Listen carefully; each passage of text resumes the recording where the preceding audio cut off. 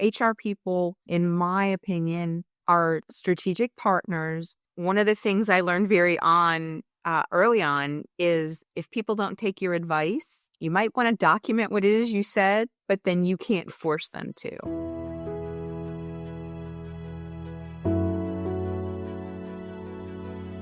I'm Julia Lefevre, and around here we chat about rewiring your brain to lead with clarity, confidence, and impact.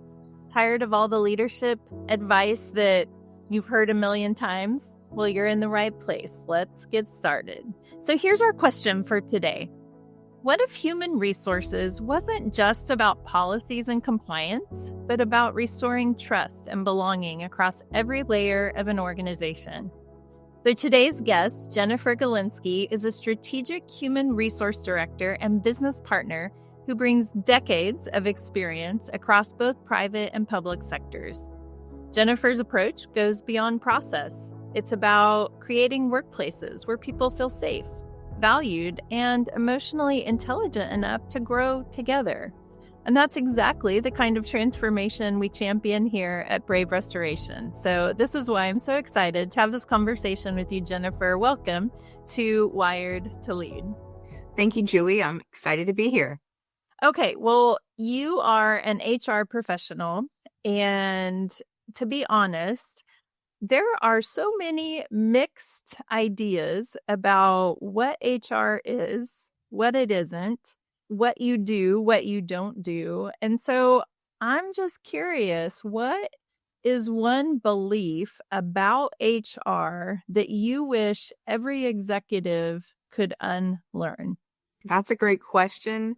I think what I'd like them to unlearn is that people think we have all the answers, that we are walking encyclopedias of every law, every nuance, and really every situation is different.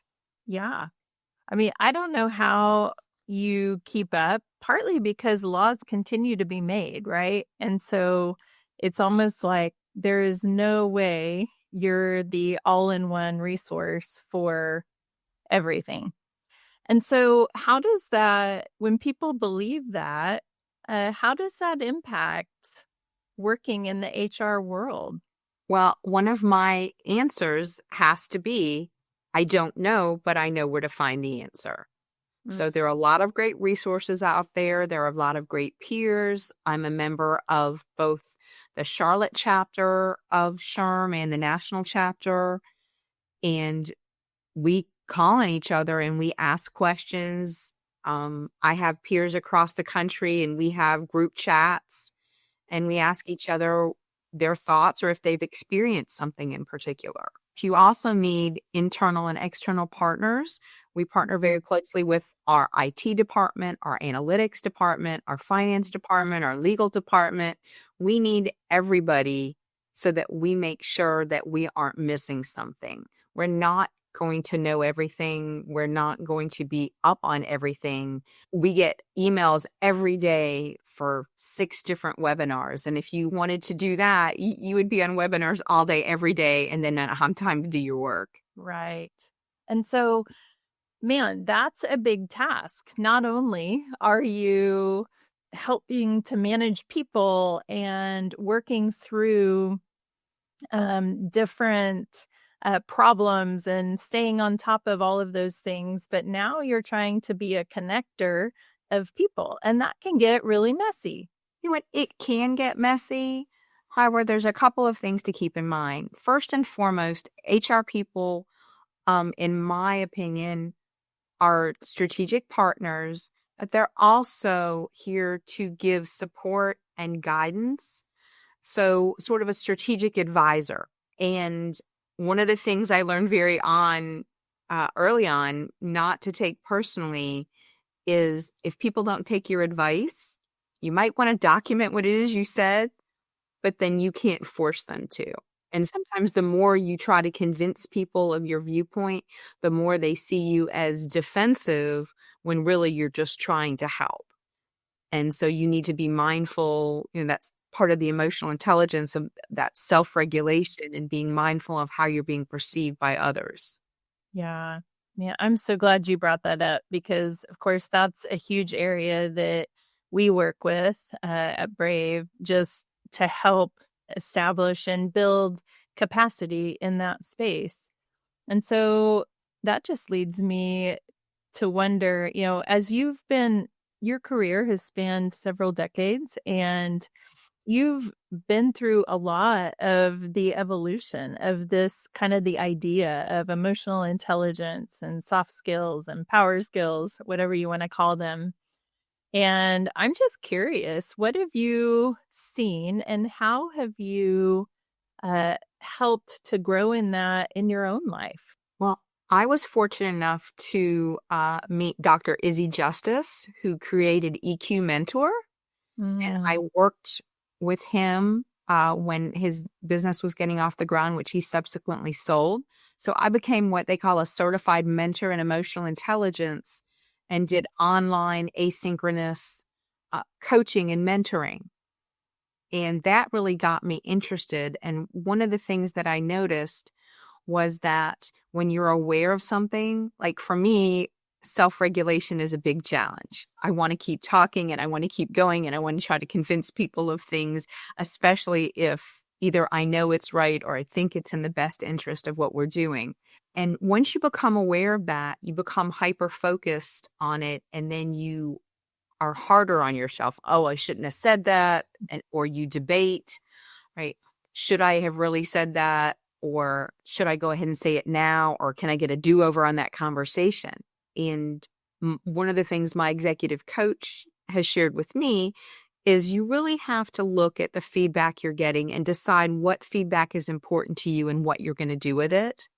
And that is also part of the self-awareness and self-regulation of emotional intelligence, is being able to filter out what's noise versus, what's going to really help you become a better person, a better listener, and a better supporter of others. right.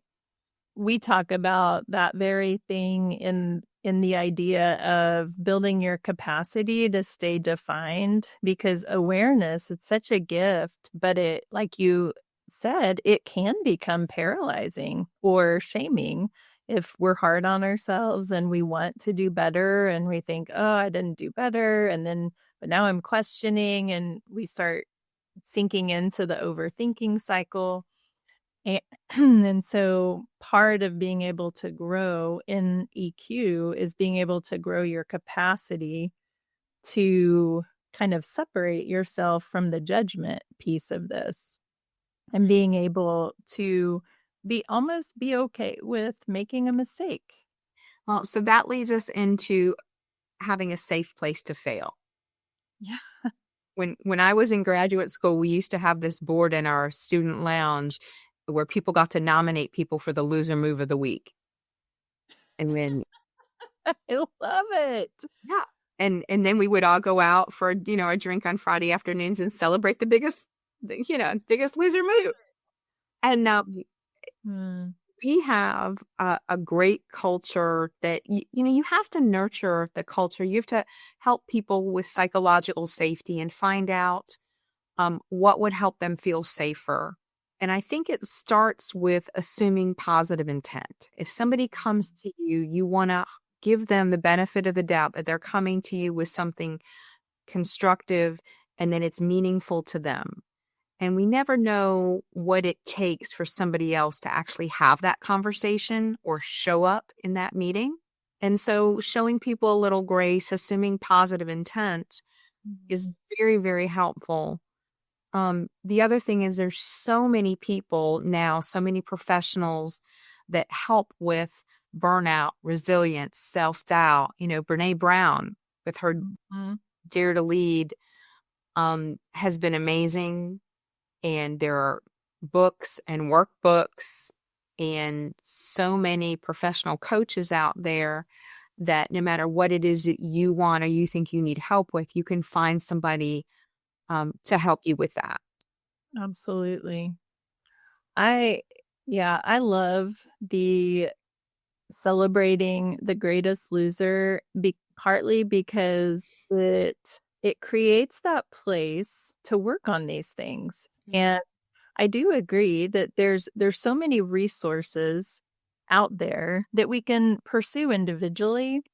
And what all the brain research is telling us is that individual work takes a lot longer and isn't as effective as when you can do the work connected to others who are doing the same work.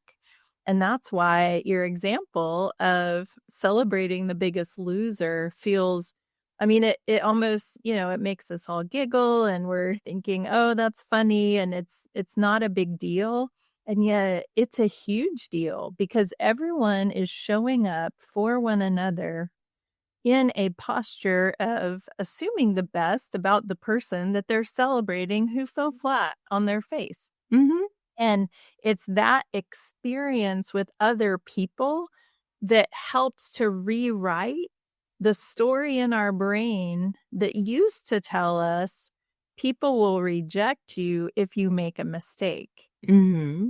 And our brain believes our experiences much more than words. And so just that whole process, I always think is great. And I'm curious, what are other ways that you have been able to just help others grow in their EQ? Having honest conversations and being able to listen. One of the questions that I ask people is, am I here to listen? Am I here to problem solve? Am I a sounding board? What do you need from me? What would be most helpful in this situation? And that gives people, one, psychological safety, but two, it empowers them to make the decision. And there are days, right, when you just want somebody to listen. And then there are days when you say, you know what, this is a problem and I really need to solve it. In my organization, we say, tackle it when it's a brush fire. Don't let it become a forest fire. Yeah, absolutely. There's such power in gaining clarity on what the other person needs.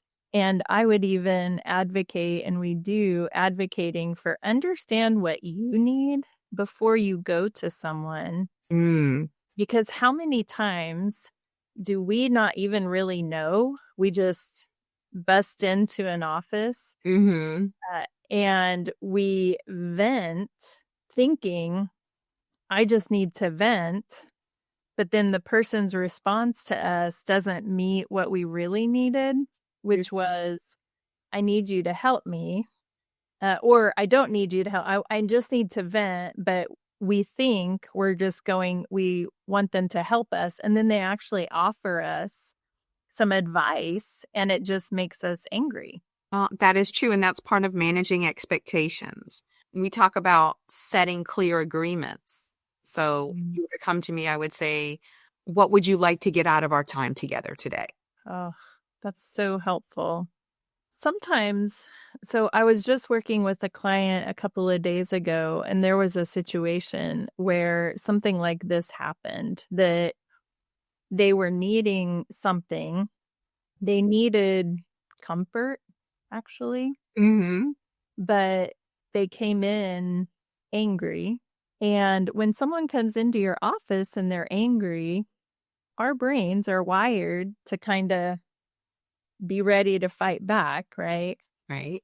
And it was interesting that as we processed this later, when the emotions weren't so high, we actually got down to the place where the staff member, she was sad that one of her closest coworkers was leaving and she just needed someone to comfort her. But she went in thinking that she wanted the supervisor to fix it. And so those are very different. So it's interesting how our brains can sometimes trick us even into thinking we want one thing, but really wanting another.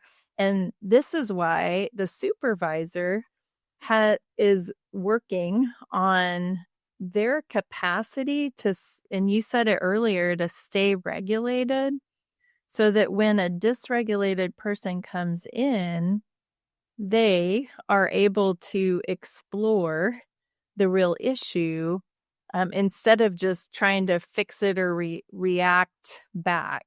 So I'm just curious. Yeah.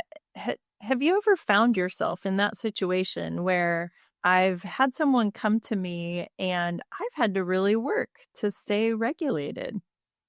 Yes. Yes, I am, one of the things that we use all the time is the disc. Right. And I'm a very high I, so very extroverted, outgoing. I talk with my hands. I can be very animated. And sometimes that overwhelms people. They say that any strength overused can become a weakness. And that certainly.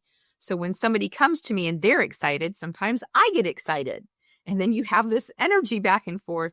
And sometimes I have to take a breath. And if we're standing, I will literally take a step backwards and say, I need to think about this, or I need to process this. Can you give me a minute?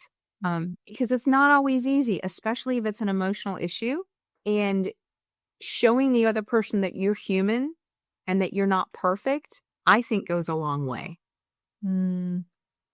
As we've been chatting here, I've just wanted to ask, how have you been able to maintain personal boundaries and well-being while also holding a lot of burdens for everyone else? Well, I'll be honest, I don't always manage it 100%, right? And when that happens, I schedule a day off. I am very scheduled, if you will. I go to bed pretty early. I'm in bed by 9:30 because I'm up by 5:30. I like to exercise before work, and that's my release. So whatever I know is coming my way that day, I've already broken a good sweat or had a power yoga class or gone for a run with friends, something so that I've burned off some of that nervous energy. The other thing I will tell you, and it sounds, you're probably going to get a lot of gasps when I say this, right, is that I don't do caffeine, because on the rare occasion that I do, it really winds me up. And I find that I'm not as calm and I'm a little more reactive. My team will tell you, then I can't stop talking. I'm like, and they're like, whoa. And it only happens a couple times a year, but when it does, it's very noticeable. And then the other thing too is that there are a lot of resources that you can take advantage of. You have to schedule time for yourself. Yeah. I don't take meetings before 8:00, whereas there's some people that get in the office at 6:30, but I want that time to exercise, shower, have breakfast, and be ready for my workday. We've done a lot at work with mindfulness. There's a company called the Institute for Organizational Mindfulness, and they've done a series of webinars for us. I personally have the Happier app, and that's Dan Harris's app. And even if it's just 5 minutes, I meditate every night before bed. People think it's, oh, I don't want to meditate, but it's like somebody's talking to you, and even if it's just for 5 minutes, it kind of calms you down. It's a nice way to, to end the day. And then the other thing I will say is that even if you think you're too busy, making time for friends and socializing outside of work is very, very helpful. I have walk dates with a couple friends every week, and I would rather do that than go out to eat, right, and spend more money. And so we get to catch up, and I get my steps in, and then I walk away from that feeling refreshed. So even if it's a stressful conversation, even if my friend is going through something challenging, as we're walking and talking, we both get that release. Yeah, absolutely. So really what I hear you saying is that you've identified what's most important to you, and you've identified and learned what does your body need, even physically, emotionally, relationally. And those are priority, and those get scheduled, and then the rest fills in. Yeah, absolutely. The other thing I will say, so we're hybrid. In the office 3 days a week and home 2 days a week. And the days that I'm in the office, I just have to accept that people are going to be popping in and out of my office, in and out of my office all day long. And it's okay. It's okay that I scheduled from, 9 to 10 to do this certain project, and somebody walked in at 9:30 and I got derailed. It is okay. It is not the end of the world. The sky is not falling, and I will finish it when the person leaves. So really, those days of being in the office are you're managing your expectations and already setting yourself up for, I'm going to need to be flexible. And so there's some, again, awareness, bringing to attention what you're going to need for others in that space. And it just sets you up for success, probably more often than not. Yeah, I really like to think so. One thing I will mention, though, HR professionals as a group are sometimes held to a different standard. So what comes out of your mouth is viewed differently.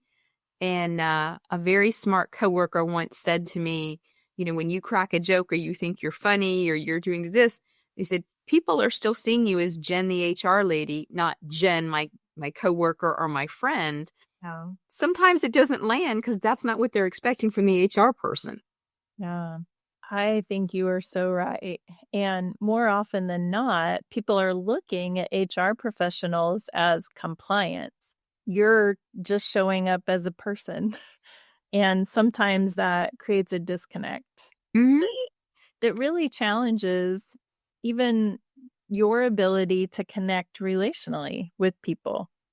You mentioned that you guys are hybrid, 3 days in, 2 days home at home or wherever, remote.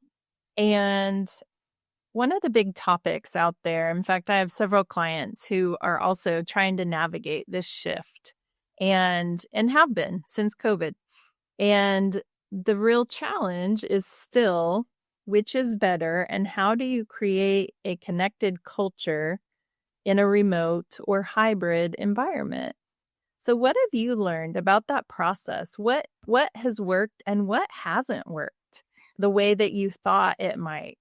So this has been an evolution. Right before COVID, we were writing a hybrid policy, not knowing that we would all be going home for 2 years. And we had already thought about this. Okay. And so when we came back from COVID, we were in the office 50% of the time. And so it was 2 days, 1 week, 3 days, the opposite week. And what we decided was that common days were very helpful. And so the entire company came in on Tuesdays. If you wanted your team's common day the same day, great. If you wanted a different day, because everybody was in at least 2 days a week, then do that. So departments decided for themselves. And then what naturally happened was that if there were departments that worked very closely together, they would collaborate on that and say, well, what's your common day? Let me switch my common day because we need each other. Need that. Yeah. And I will tell you, when you make the most of your time in the office, that's what counts. How do you bring people together? So we made sure that our all staff meetings, which are bi-monthly, were on that common day, giving people, yet another reason to come in. And we started to notice project work. So that in-person collaboration where you can was so much more productive for us. Other thing, and now I'm going to be honest, right? Not everybody wanted to come back to the office, and we did have some people leave and find fully remote jobs. What we do now is if you want an assigned office, something permanent, hang up your pictures or you want, then you have to commit to be in the office 3 days a week. If you're okay with a hoteling space, and we have an app that you book, a office that's not permanently assigned, then you can be in the office 2 days a week. And it's been really interesting since we started that this year to watch people shift their days and collaborate and who they want to sit by. And we have a lot of common spaces where you can, huddle up and have a meeting, both formal and informal. And it's great to see those spaces utilized. So are you seeing that people are wanting to be in the office more, or is it just when they are, they've arranged it so that they're with the people that they want to be and they're utilizing that time more efficiently? Actually, it's both. So we had some people start out saying that they wanted a hotel, and then they came to us and said, no, actually, I want to come in 3 days a week. I want a permanent office. So that's happened. And then, yes, of course, the collaboration and the different days. And we have, we're very, very fortunate. We have a lot of restaurants within walking distance. We have a marketplace on the first floor of our building. So that has really helped. People will run downstairs, bring something back, and sit in our common room, our common area, and chat over lunch. And that's something that we didn't really used to do in the old building as much. Yeah. And I've just seen a lot more traffic in that area, and it's nice. Yeah. So I'm curious how that has impacted just the culture of the workplace. How have you seen shifts? Well, so if I could brag for a minute, we just finished our annual employee engagement survey, and we did very well. And our net promoter score and our positivity was just wonderful. Not only that, but we had, out of 43 repeat questions from the last time we did this survey, 42 showed improvement. Wow. So that was pretty amazing. We shared the results with all staff last time, and we said, here's what we're seeing, here's what we're hearing, here's what we are going to work on going forward. And then we came back to staff and said, okay, this is what we've been doing. Are you seeing the results? Is we headed in the right direction? Let's continue down that path. And people were able to make those connections and really feel the impact. And one of the things I'm most proud of is that people really feel like they know how their role connects to our mission. And when people are connected to the mission, they're much more likely to collaborate and to give that little extra to get something over the finish line. Absolutely. So I'm curious how you were able to move the gauge on that particular issue of just helping people to get connected to the overall mission. A couple of things. One is we looked at what we were posting for our jobs, our openings, and then making sure that in the phone screening that people understood how that particular role that they were interviewing for fit into our overall mission. I think the biggest thing that has helped is that we have 3 key strategic focus areas. And every time our CEO gives an update in our staff meeting and also to our board of directors, he focuses on those so that everybody sees how what we're doing is connected. And one of the 3 pillars is to be a highly desirable place to work. So that affects every employee, and we welcome feedback. We can't do everything, right, that people want. However, we have really made an effort to hold those conversations and to ask people what they're feeling. Do they understand how it fits into the big picture? And again, safe place to fail, safe place to ask questions. Our industry has a lot of acronyms. Yes, you do. And we give everybody a glossary, but I don't sleep with it under my pillow and memorize it. So it's okay in a meeting to raise your hand and say, hey, what does that mean again? What is that? And how does that affect me? And how can I help with that? It kind of circles back to what you said. Like, you're not going to know, just because you're HR, you may not know everything. And you're not going to know all the policies. You may not remember all the acronyms, and that's okay. And we really, if you don't know, not knowing is not the problem. It's not asking. So cultivating kind of this culture of ask the question. We want you to know, and no harm in not knowing. Right. And, back to having those crucial conversations and not letting brush fires become forest fires. If there's somebody that presents regularly, we owe it to them to give them that feedback to say, hey, if you're losing us as an audience, you're surely going to lose the broader audience. So could we help you incorporate some better definitions or some less use of acronyms so that people can make that connection while you're speaking? Right. I love that. Just the other day, before I went to a meeting, I had gotten kind of an overview and I stuck it in Chat GPT and said, "Can you explain this so that a fifth grader could understand it?" Because it was in a language I did not understand what most of it was. But I'm wondering if, really that's it. It wasn't terrible that I didn't know. I've just never been in a situation where I've needed to know that. And I needed to ask.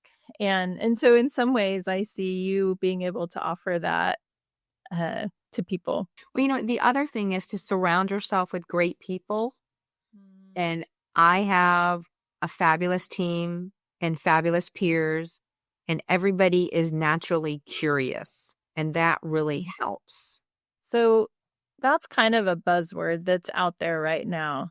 Be curious. They said Lasso, right? And be curious, be curious. And yet, what I have found is that curiosity isn't necessarily a decision that we make.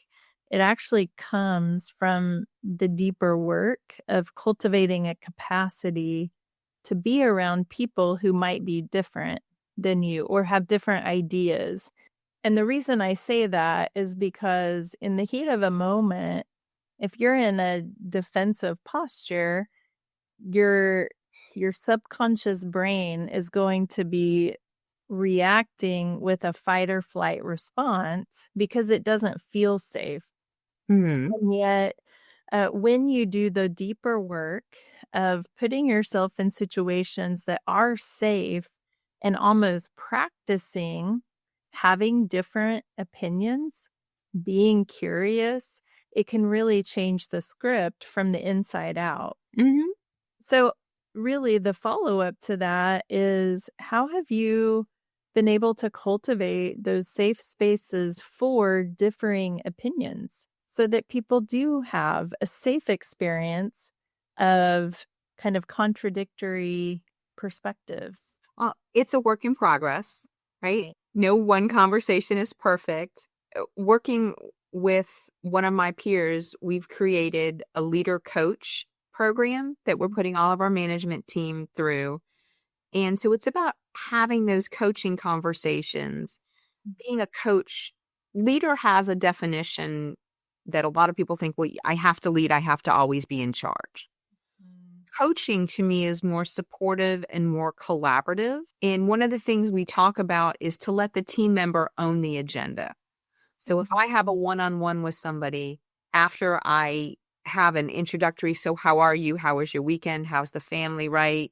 Get them talking about something that's a little easier, gets them into the flow of the conversation. Then, so tell me, what's on your mind? What have you got going on this week? Are there any challenges? And keep asking those questions. And I was, back to the curiosity. It's a muscle that you can exercise, just like asking these coaching questions. So if somebody were to come to me and say, oh, and I've got to get this project and I've got to get 6 other people and, this is just going to be a bear. One of the questions could be, so what would success look like for you by the end of the week? Do you get 4 people on board? Do you want all 6 people on board? Is it enough that you have an outline that you all agree on? Or, are you looking for something else? And by asking those questions and getting the person to answer, even if they say, you know what, I need to think about that. Let me get back to you.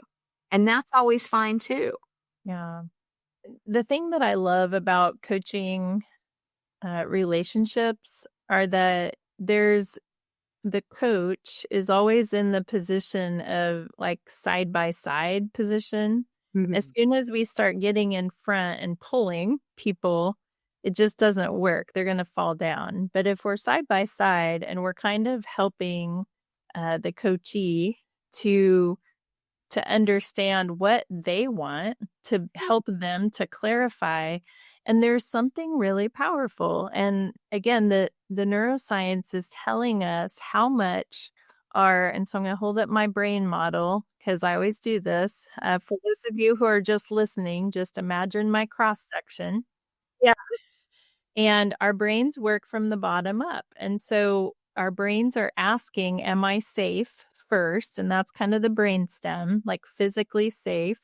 And then the limbic system in the middle, it looks kind of like a gas tank in a cross section of your brain. And I always say that this has to be filled up so that your thinking brain can operate at maximum capacity. Well, people are usually surprised to find out that what fills up this tank with positive energy is relational connection, people.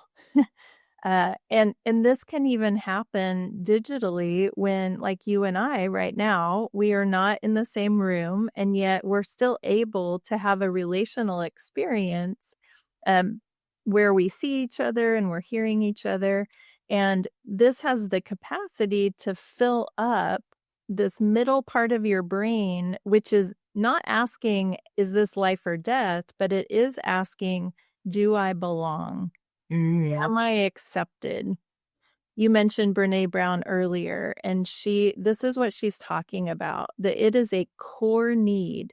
And the beauty is that when that question is answered in the affirmative, in the moment, yes, I think I do belong here, or I am accepted, then all of a sudden it spurs your thinking brain to do decisions and critical thinking and creativity in ways that your thinking brain didn't have access to that energy before. And so a coaching relationship or any relationship where you can be helping to fill up one another's gas tank in your brain is going to yield exponential results. Absolutely. And one of the things I think a lot of people missed when we were remote is just walking the halls and saying hello to people.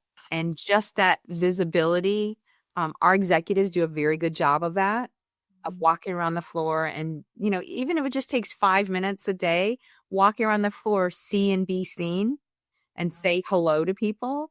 And that makes a huge difference as well. It does. And I tell people it's more than just a transactional thing that it's the right thing to do. Bodies, our physical bodies need to be seen. And there's a chemical reaction that happens in us that gives us energy when we're able to connect with others. And it doesn't take much more than a smile or eye contact or anything like that, just a positive exchange. Oh, well, Jennifer, we are getting close to our time limit. And so as we get ready to close, I would just, you have so much wisdom to offer, especially people who are just entering into this world. And so what advice do you wish that you had known or that you would like to give to those who are entering into the HR world? And what do you wish you had known when you were stepping into that space? Well, wow. Those are some diverse questions. I think what I really want people to know and what I tell people all the time is, number one, be kind to yourself and be patient. And number two, find your village. And it can be through, professional organization like SHRM. It can be people from a graduate school class or undergraduate school class. It can be a walking club in your neighborhood, whatever it is. Find your village, find your people, and know that you have that support.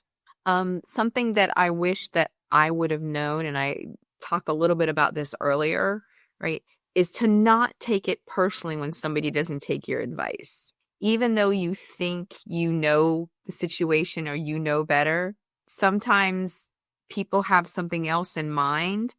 And so no matter what your answer is, it wasn't what they were looking for and they're not going to go with it. Yeah. And it's okay. It really is okay. It's not your job to convince people and, to hit them over the head until they come around to your way of thinking. It's it's better to have the discussion and build the relationship. And that way, when you need something from someone else and you come to them, they say, how can I help you? Not, what do you want from me? Wow.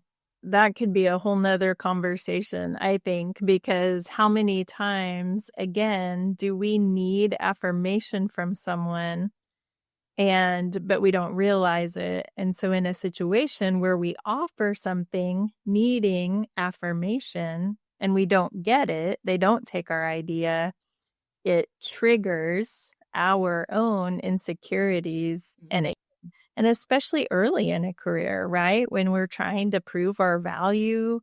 And I think that circles back to the importance of what you just said with find your village, find your people Mm-hmm. who can help you grow, who can give you affirmation relationally so that you don't need it as much professionally. It provides a lot of freedom to offer what you have to offer and then let people take it or leave it. Very true. So, well, thank you so much for taking time to join us here on Wired to Lead. And I'm so grateful and just have really enjoyed the conversation. Well, thank you. I've enjoyed speaking with you too, and I really appreciate the opportunity. Absolutely. All right, everyone. We'll see you next time. Thanks for listening to Wired to Lead. If this helped you lead with more clarity today, hit follow in your app so you never miss an episode, and leave a short review in Apple Podcasts. 2 sentences is perfect, and it helps leaders like you to find us. If you're a leader who would like to explore opportunities for workshops or coaching with Brave Restoration, please reach out to our website at www.braverestoration.org. We would love to hear from you. See you next time.